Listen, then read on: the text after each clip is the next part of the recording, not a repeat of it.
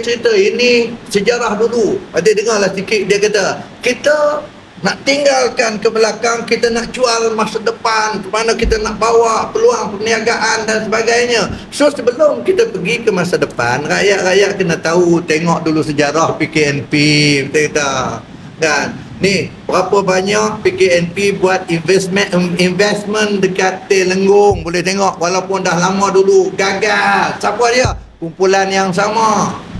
Orang yang sama. Orang yang sama, orang wallahualam, tapi kumpulan yang sama. Kan? Kumpulan yang sama.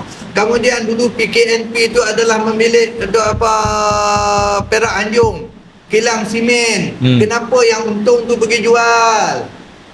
Kita nak pergi tengok siapa jual, siapa apa kepentingan. Kemudian masa tu dah tengah berlaku depan mata, dan kawan-kawan kita daripada DAP begitu lantang sekali pada masa itu. Map yang telah dibina 500 juta lebih hilang macam tu saja, dibuang di bawah syarikat PKNP. Dia kata ada buat sendiri, tak perlu tanya, dia ada syarikat sendiri. Tapi kalau tak nak buat, kenapa PKNP kena meletakkan penyata dia dalam dewan? Ya.